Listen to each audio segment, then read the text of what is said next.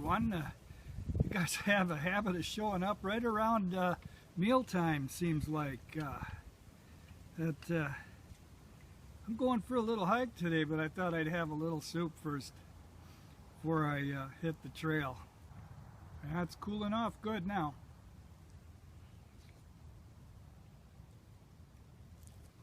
Kind of hard to be graceful when you're eating ramen or spaghetti. Lots of slurping. Well, my hike today is going to be a continuation on the Chief Pontiac Trail. We're in the woods of Highland Recreation area, right where we left off last time at the mountain bike trailhead. It's just a few hundred yards over that way. We'll walk back there and do the official start from that point. But we're going to end up at the dog trail area, which is the traditional lunch stopping place of Scouts on their Chief Pontiac credential hike.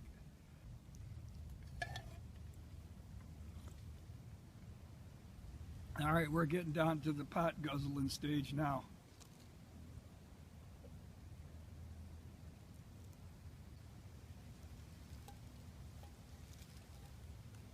Last drop. All right, you guys ready? Pack up my lunch stuff here and we'll be on our way. Give you a look around my little lunch spot here.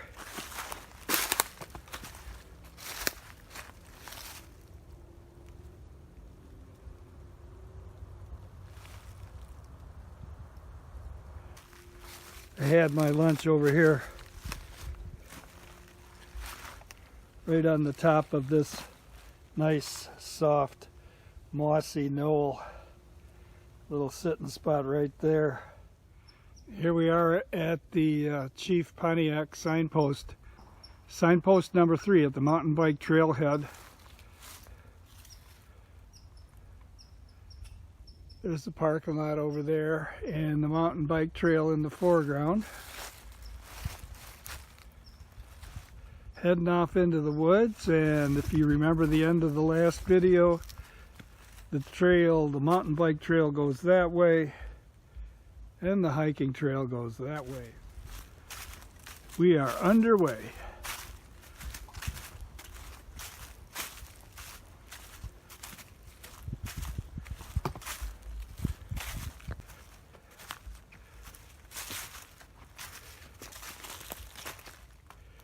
Some trailside trash here. Evidence of once upon a time this was farming land. It's probably stuff from an old farmer's junk pile. Can't tell what it is. The first feature we're going to come to along the trail here today is the trail intersection. And it's referred to on the Scouts map and guide as the lawn chair patio. Kind of a funny name, but the founder of the Chief Pontiac Trail, his name was Dick Russell, and he laid out this hike, mapped it out, and he came to this trail intersection and he looked across the trail, and there was a meadow there. And in the middle of the meadow, say that real fast, there was a lawn chair sitting there. So it became known as the lawn chair patio. Now that chair is long gone. That was years ago. But that was probably a hunter's chair from his ground blind.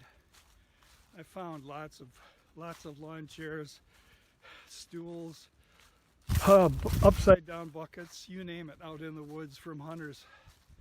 Alright, here's an example of the terrain we'll be hiking. Here's our first kind of washed out trail, descent, semi-steep, but very rocky. Got lots of slippery oak leaves with little tennis ball sized rocks hanging underneath. So hiking poles are in order.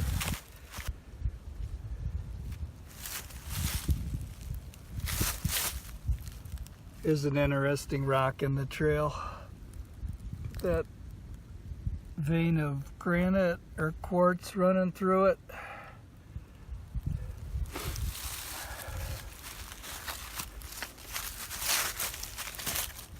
There's another one. Maybe it's his brother. Here we are approaching the first trail intersection, the first landmark for the Scouts hike on this segment of the CPT. And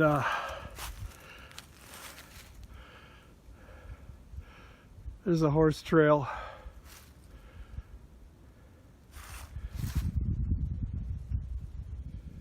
That runs that way. This is a T intersection. It's a T intersection, and we just came from T. Wait, I'm confused now. But the arrow there, we go to the right. Over there on that knoll is the meadow, or what's left of it. It's pretty overgrown now, and that's the lawn chair patio right there. And right after we made the right-hand turn there, we come to a neat little spot. Right there is a farmer's rock dump pile. And then come around, and we've got this little depression filled with water here.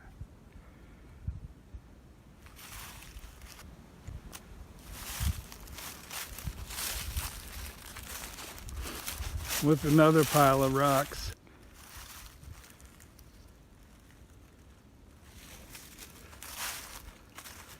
This part of the trail actually looks like it might be part of an old farmer's path through here. Like it might have been a wagon path or a tractor path. Here's a hiking sign, so we know we're on the right trail. So this part of Highland Recreation Area is my favorite. The topography here is a series of short, steep hills and valleys bunched together, cone-shaped hills and ridges. It almost looks like a crazy conveyor belt just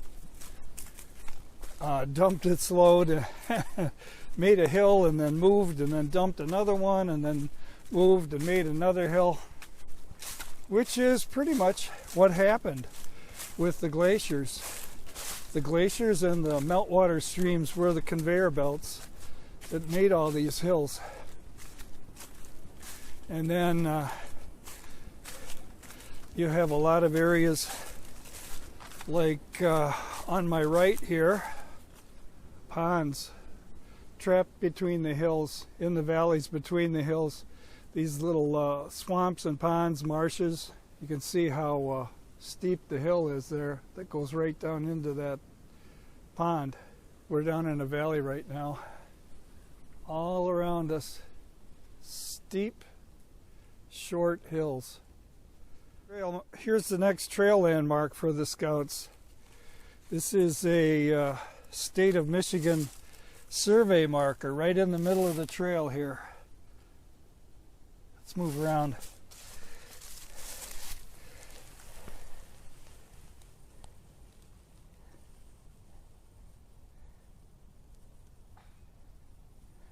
It marks the boundaries of the township section. We're facing north. Section 24 to the left, section 25 to the right. I don't know. 3 south, 7 east. I don't know what all that means. Anyway, this is one of the Scouts landmarks on their hike. Approaching another trail intersection here. This one's interesting. This path across here is a connector between loops of the mountain bike trail back here. You can see that sign there, Loop D.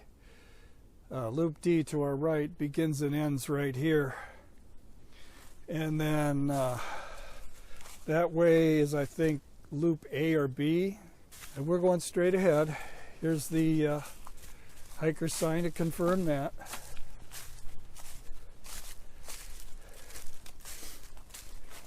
Going uphill now to the next landmark on the Scouts hike, Mount Omich, or Omish, I don't know, it's spelled O-M-I-C-H. I think Omish is 1,145 feet elevation.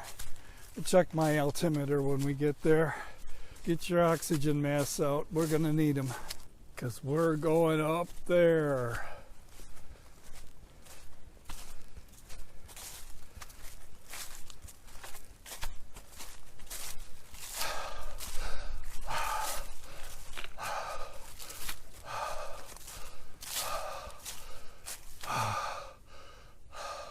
Stop and take a break.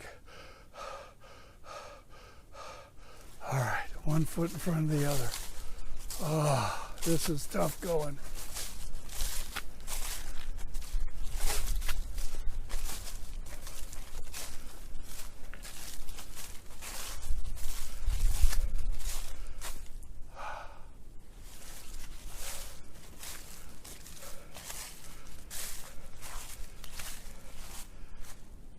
Here we are, folks, the summit. What a view. What a view.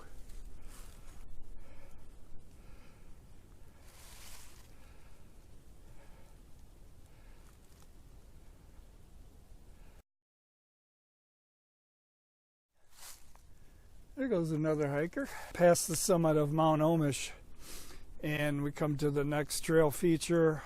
It's a bailout point, yeah, emergency out.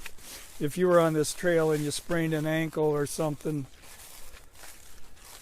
you go down that trail to the right, and Beaumont Road is just a few hundred yards down there, so you could meet an ambulance or a ride to the emergency room there, or the EMS guys could come in and tend to you from that point. Anyway, we proceed onward, straight ahead. The hiker sign, again, confirms the direction. Even though he looks like he's going that way, this is the way to go. Look, can you see the forest for the trees?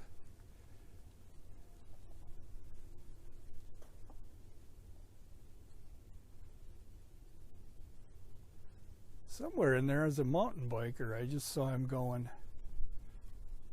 See if we can find him. There he is.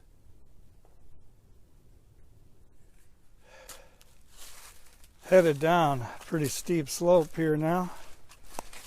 I keep my pole in front of me.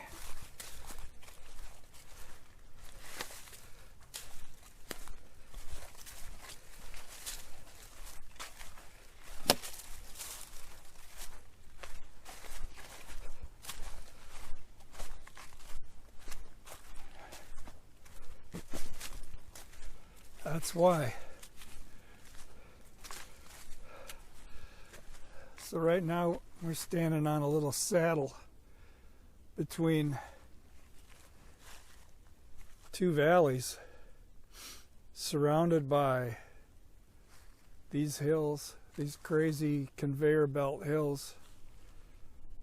Approaching another hiker sign here. Trail goes to the right. A sharp right turn here. We're going up again to the second set of peaks along this trail.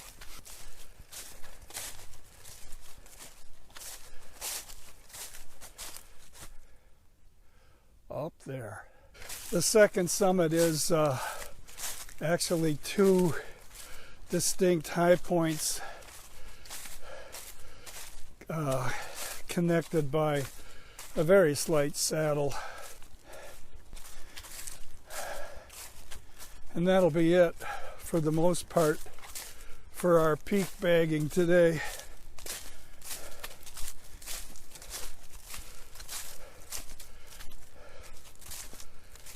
Huffing and puffing.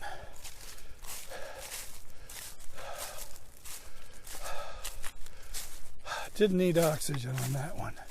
Summiting now.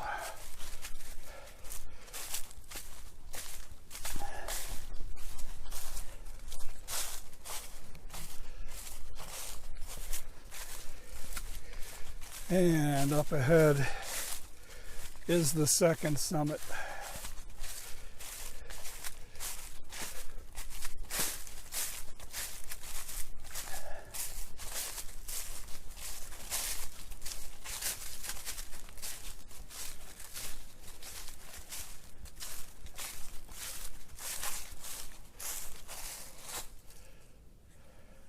Summit.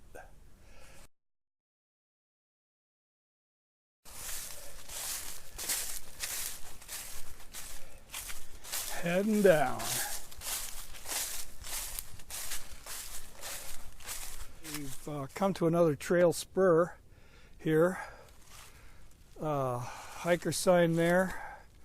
We are going to the left. Anyway, this is an unused spur. I think it might go out to Beaumont. We're approaching the next feature on the Scouts Chief Pontiac Trail map and guide. They call this feature Heartbreak Hill. I don't know why. It's actually a series of two hills. We're descending into a valley and then climbing up out the other side of it. Both the descent and the ascent are eroded, rocky, rooted, slippery, but they've chosen to name the ascent up on the other side. They've chosen to name that Heartbreak Hill, and they warn the Scouts that it's slippery and bad footing all times of the year. So get your hiking poles ready. You're going to need them. Before we descend down into the valley here and go up the other side on Heartbreak Hill, here's an area, random placement, a lot of boulders and cobbles strewn all about.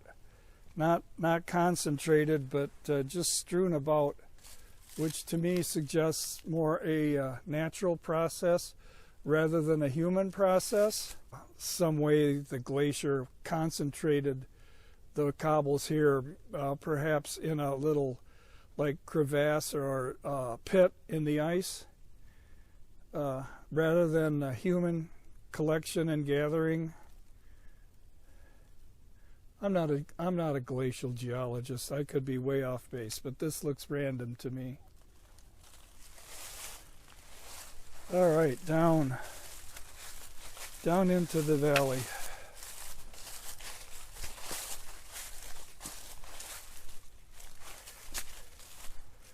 And you see we're going down, and there's quite an extensive pond and marsh down in the bottom here, trapped between these ridges and hills. To me, that suggests a clay bottom. As the glaciers receded and the water was trapped in these depressions, the silt settled out to line the bottom of the pond and formed a clay layer there that prevented them from draining completely.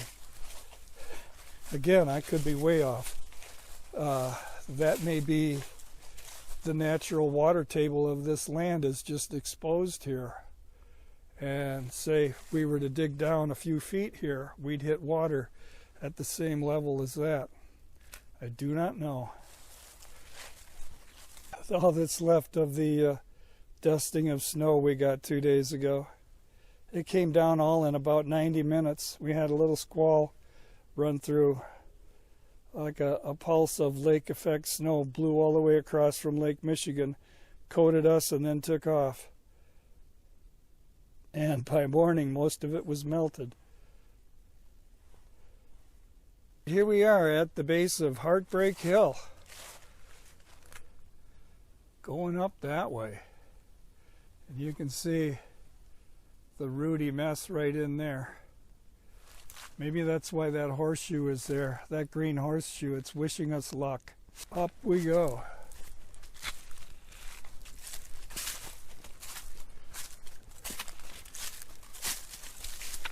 Watch your footing.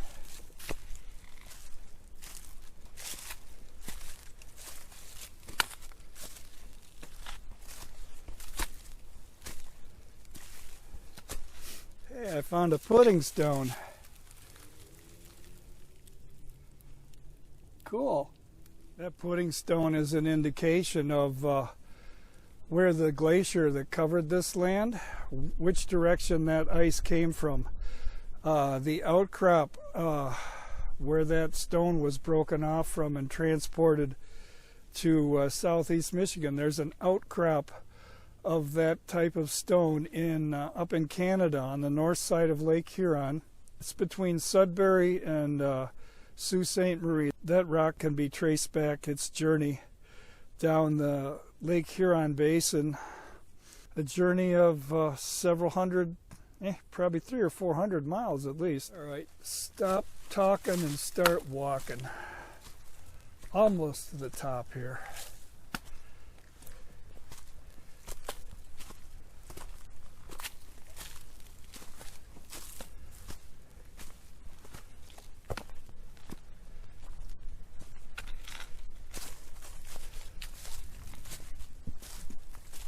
That'll be our last major elevation gain for the day. The trail levels out for the remainder of the way, except for one steep drop. Basically, we're dropping off of the pile, the crazy conveyor belt pile of hills. We'll be stepping down off of that and into the, what do you want to call it? They have a name for it.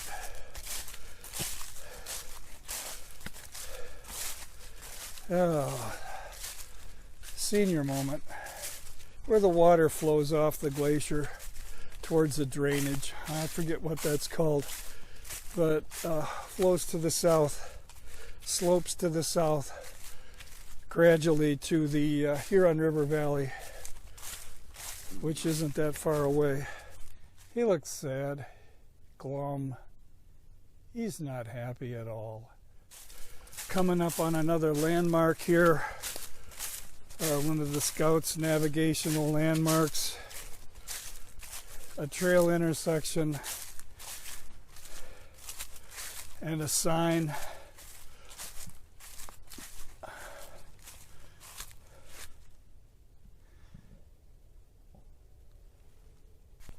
Trail intersection here. This is another bailout point. Emergency out, Beaumont Road that way. We go this way. Follow the Lucky Green Horseshoe. The woods are alive. Spirits. Wood spirits. We're quickly approaching the final waypoint / landmark on the Scouts map and guide for this segment. Up ahead here, we're going to come to another trail spur. We're going to bear to the left. Anyway, this one is called the Pedro tree, and I'll explain when we get there. Trail post ahead, and we have another spur. The spur bears to the right, and the trail we want to follow bears to the left. So this is the last navigation landmark, and it's called the Pedro tree. And supposedly there's a tree in the woods here. The map and guide calls it a large tree, and it has the name Pedro carved into the bark about 5 feet off the ground. Well, I've been in here twice and searched and searched and searched, and I can't find any tree anywhere with any carving on it. So perhaps that tree has been felled. The map and guide's kind of old. The tree's probably gone. I couldn't find it. Pedro, Pedro, where are you? Pedro. He's not answering. Here he is. Pretty sure this is him. There he is. Another glum tree spirit. Cheer up, little guy. Spring is coming. Yeah, so maybe that's Pedro. Pedro is cursed forever to live inside a tree, and so he's not very happy about it. Last time I was in here, I found an interesting tree while I was searching for Pedro. So we'll take you over there real quick and show you that. That tree right there with that spiraling stripe going up the side of the trunk there.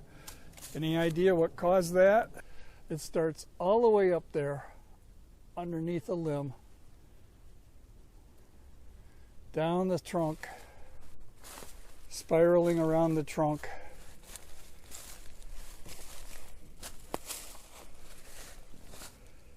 Right into the ground at the base of the tree.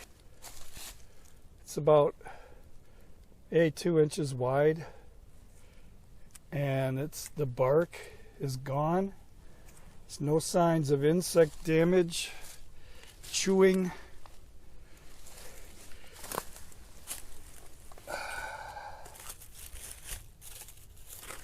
It's a big hole at the base here. That's lightning damage. That's a bolt of lightning hit that tree, and the electrical energy followed down the trunk just under the bark, and as it made its way to earth, it exploded the bark right off of that tree, turned the sap and the moisture in the tree instantly to steam, and exploded that bark off the tree. So that's way more interesting than a Pedro tree to me.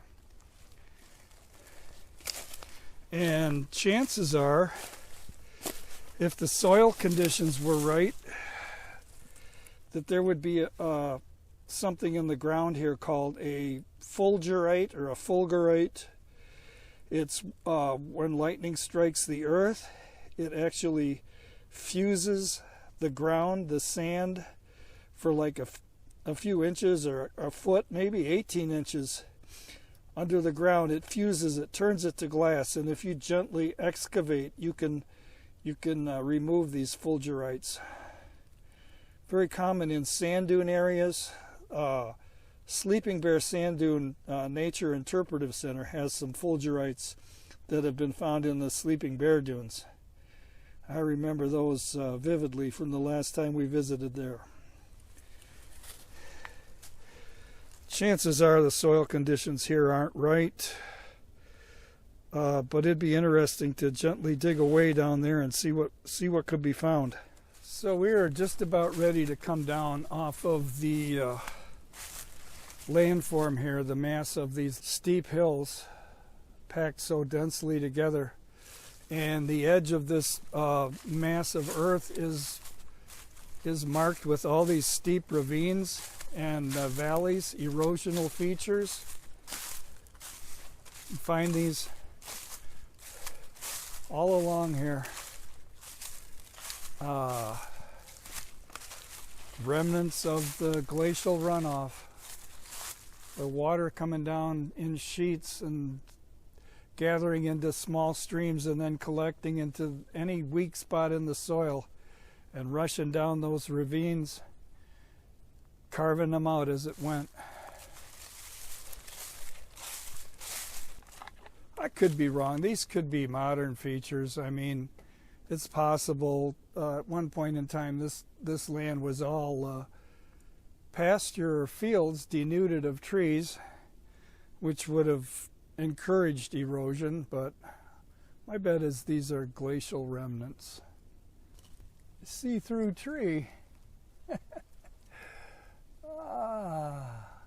So here's our final descent down off of the hills and into the much smoother plains.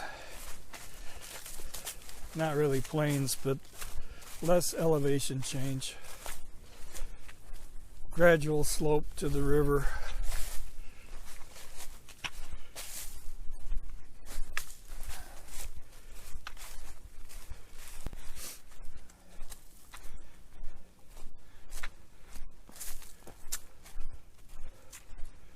So now we're in the floor of a valley here, and I guarantee you, if you excavated here, you would go through sand, just like this that's eroded out of that horse trail there would have come down all these side valleys, these ravines, drainage channels. All that stuff would have drained into here. Probably got feet and feet and feet of sand here right now.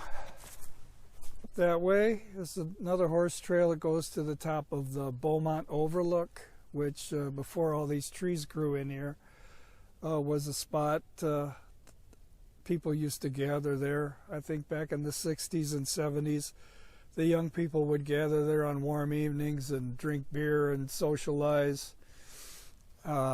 But you could see for quite a ways from up there at that time, or so I'm told. But now, not so much, because of all the trees that have matured and grown here.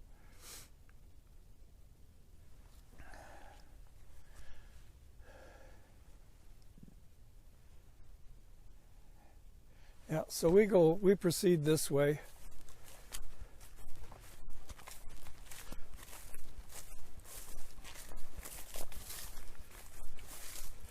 The trail is less distinct now. We've left behind the horse area. Horses aren't allowed here. The horses that come down that hill have to go around and back up over there. And we're getting into the dog trial area proper here, just up over this rise.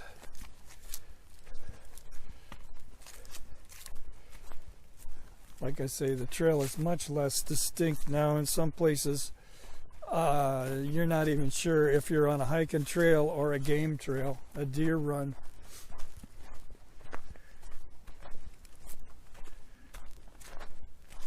You can see it leading up the hill there. That for me looks all the world like a well-used deer run.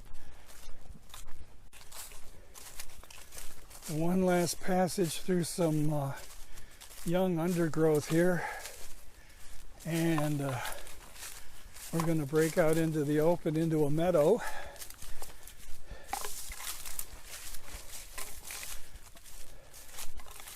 So this whole area here is reserved for sportsmen training hunting dogs, dog trials.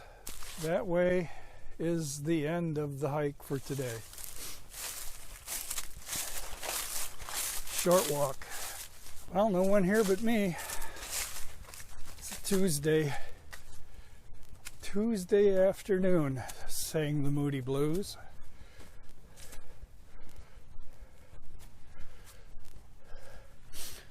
So this would be the about the midpoint of the Scouts hike on the first day of the Chief Pontiac Trail. The midpoint. Traditionally, the map and guide states they stop at this shelter and have their lunch, and then they have about a 3-mile trek along public highways. There are no public land between here and the next section of the CPT, so they have to hike on the roads.